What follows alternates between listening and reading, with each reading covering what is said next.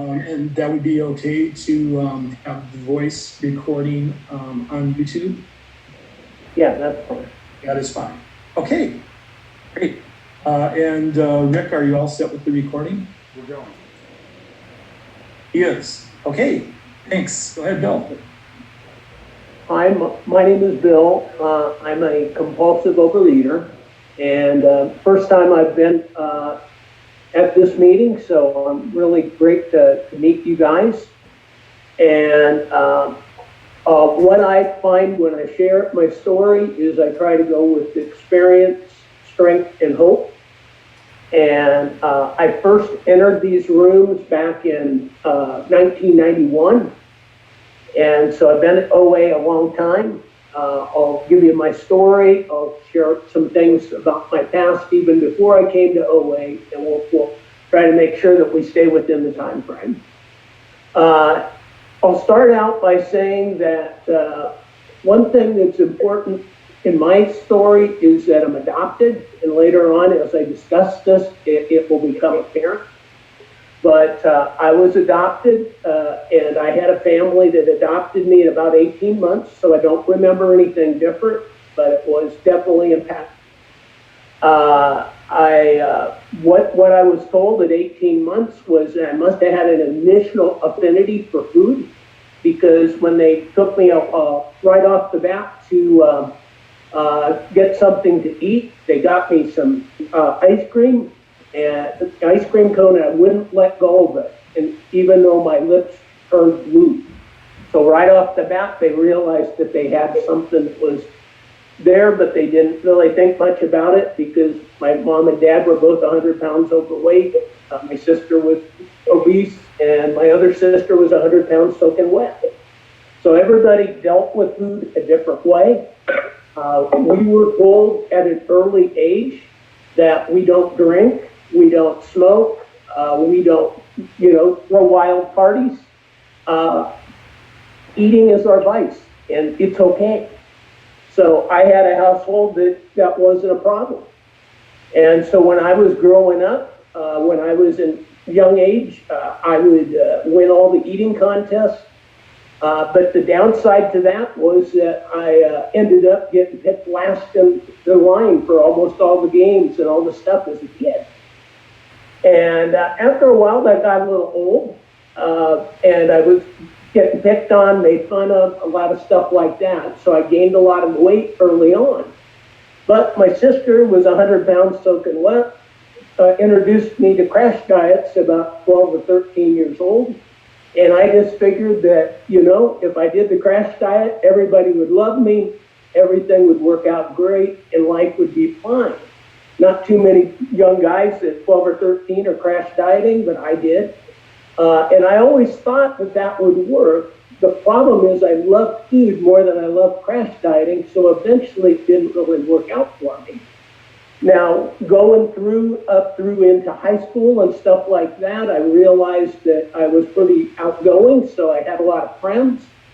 But what I did realize is, so I was able to kind of keep my weight somewhat intact, and I was in a lot of different athletics. But when I got out of high school, I wasn't that good at athletics, so when I went off to college, I didn't exercise. The weight started to happen, and within about a year after high school, I started dating. Well, then I decided, maybe bulimia is a way to handle this food addiction, realizing that that's even a more complicated problem. Now, the thing about this is that what this disease does for me is that it takes away things in one by one by one. So what happened to me was I was smart enough to get through college somehow. I'm not sure how that happened because I don't think I'm that smart, but I got done. But I would basically, after this point, my weight would do a lot of up and down. I'd crash my weight, but I love to eat, so it'd go right back up. So I would go maybe 70-pound swings. Well, the problem with that is that when it started to affect me, it affected me kind of bad because all of a sudden, within the first 10 years out of college, I had 20 different jobs, and I had 20 different places I lived. I counted it up one day when I was finally got my mind a little clear. And what I found out is that this disease isn't just physical in nature, it's emotional and spiritual. So I have to get a whole bunch of things fixed. So at about the age of 32, I had a girlfriend who loved me enough, who was a counselor, and she just goes, Bill, I love you a lot, but I can't deal with this. You need to get to an OA meeting. And she says, I will take you. So my very first OA meeting, I was drugged in by my girlfriend. Now, I wished I'd say that on my first meeting, I stayed and that was the end of it. I waited a year and I didn't come back. I do not suggest that for anybody who's new. It's not a good strategy, but it is part of my story. But when I did that, within that first year, I had 4 different people I ran into in the area, in the community, that I just randomly found out in the public during that year. And I figured that God was doing for me what I couldn't do for myself. Once that started to happen, eventually it played with me and I said, I better get back to an OA meeting. I didn't go back with the girlfriend at that point. I was still dating her, but I did come back. But when I came back, I realized if I was going to make any progress, I was going to have to get a sponsor, which I did. I was going to have to follow their suggestions, and I'd have to have a sensible way of eating. And one of the things that they strongly encouraged me to do right at the very beginning was write down what you're eating. And I'm thinking, you can ask me almost anything and I'll pretty much tell you, but don't mess with my food. And, the thing is that it was a subject that I was willing to say I probably had a problem with at that point in my mind, and I just didn't want to deal with it. So, they said, well, then we're going to do, back then we did 30 questions in 30 days. You gave it to your sponsor, you read the answers, then you started the steps. Now, what they told me also is once you work these steps, you're going to pass these things on to somebody else and try to help them get some, good results like you're supposed to get. Well, one thing I learned is that when I was working my steps the first time around, I got to step 4 and there was a subject on my adoption. And I told the sponsor at the time, I'll go to meetings, I'll do anything, but I am not ready to deal with that issue now. He said, well, you can do that, but I don't suggest it because you're going to get some negative outcomes. So basically, they said, you can stay abstinent, you can probably white knuckle it. Well, I waited 3 years, finally got some outside help, and decided, I'm going to face this. So I did. I did it in a step study, and I got through it. Then I went on and I did the rest of my steps.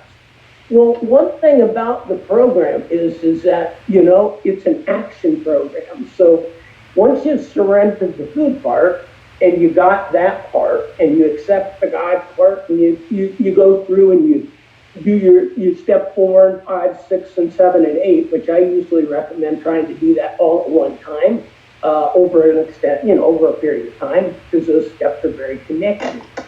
Then what I had to realize is that I'm thinking, well, once I get to step 12, how's this going to work? And they said, well, you got 10, 11, and 12, and you just keep doing it over and over.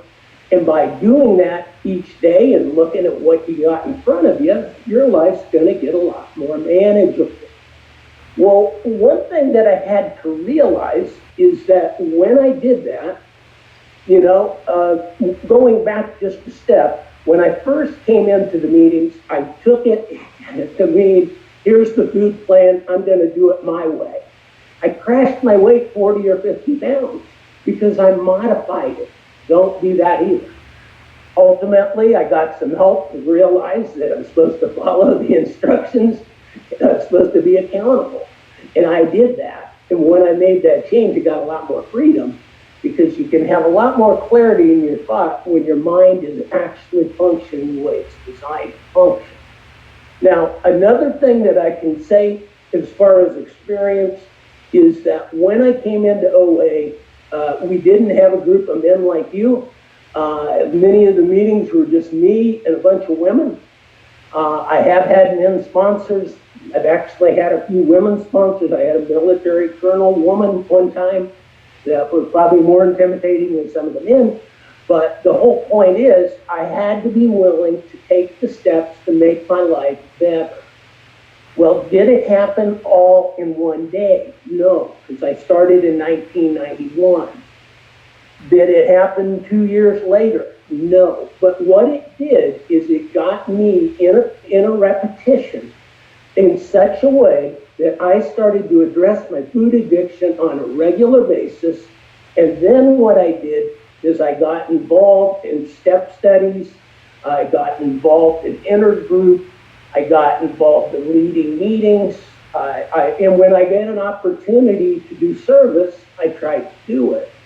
And they did say that, you know, if you put away chairs and stuff like that, each chair you put away, it's a day of abstinence. And there's probably no accuracy to these things, but you know what? It kept me coming to the meeting. I was a literature chair for a meeting for a number of years. I've done a whole bunch of different things. I've sponsored a bunch of different guys over the years. And so, you know, I did that, and I've been in this program all these years, and about 21 years into it, all of a sudden I thought, well, you know, maybe I don't need to come to these meetings anymore. Bad choice. Do not do that. Learn from me. Well, it took me about 3 or 4 years to come back after that decision. And so I recommitted my abstinence date to be June the 14th of 2016. But originally my abstinence date was November the 24th of like 1992. So learn from me, sometimes doing it the hard way. Now, did I lose all of what I gained during those years? No. But do you go backwards and lose a lot of the things that you had? As they say, happy, joyous, and free. And suddenly, you know, another woman in my life, I finally got married when I was 45 years old. I've been in this program a number of years. And that same woman finally, a little over 4 years ago, said, Bill, I don't necessarily agree with your meetings. I don't understand the concept. I know what you're saying. But you're a lot better person when you're actively involved. Get your butt back there. And you know what? I did it. So if you're having struggles, get yourself back involved. Don't be afraid to acknowledge that you've gotten off track, but realize that this program is something that is much more than just, you know, working the steps, working with others. It's got 9 tools. So, you know, pick up the telephone when you're having something happen. You know, if you're really interested in the other person's thing or not, you took an action, and I've heard that the cravings only last about 20 minutes. So if you can do that, that's a good thing. Now, as far as my weight, I'm probably only 25 pounds from my highest weight and about 50 from my lowest. I've got a unique situation there. A lot of guys have lost larger amounts, and I thought, well, that means that they're more successful than me. Not necessarily. It's about having a fit spiritual condition. So when you're working through with your sponsor and you get to step 4 or 5, don't stop. Don't walk away, because I found a lot of times the meetings, you know, or a step study gets smaller. Stick to the very end and then continue on, and things get a lot better. For example, where I said I couldn't hold a job, I realized that I've had a job for 21 years at the same company now. That's amazing from somebody who had 20 jobs in 10 years and couldn't. You know, I got married in the program. I have had things happen that now I went from being a single guy at 45 to being a grandfather of 59 years old with 3 kids. Now that one will make you think, so that's just the way it is. But the whole point of this program is that if you stay around and you give it your best shot and you don't stop, things start to happen. But if you stop or you just take it half-hearted and say, oh, I just don't want to do it today, or I don't need any help, that's shortchanging you, and it also shortchanges the program, which is a great thing. Now, the other thing I would recommend for people is just to continue to, show up to these meetings. Even recently, I had a challenge with I didn't want to admit that I couldn't figure out how to get the Zoom meetings to work. And the problem was I didn't have a camera on my main computer. And somebody pointed out to me, hey, just use your phone. So this is the way I am. So if it's a little harder to see me, I'm sorry. But, I'm a willing servant at this program, and that's a good thing. And 5 minutes. 5 minutes, thank you. And the only other thing I would say is that, my life is so much different. I haven't thrown up in 30 years. That's a great thing. Getting married in a program was quite a big deal for me. I had to go through the whole dating process. But also, it is in all areas of your life. And in a few years into the program, I realized that I wasn't the best employee.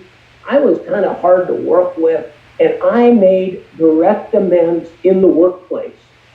Don't worry if you're new, that's just something I decided, and I got a lot of help from my sponsor to do.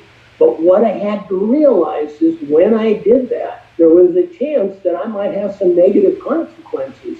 But the bigger consequence would not be abstinence and having the freedom in my food addiction. So what I've had to realize is this program is a 12-step program. It's not that I'm just on good behavior during the meetings.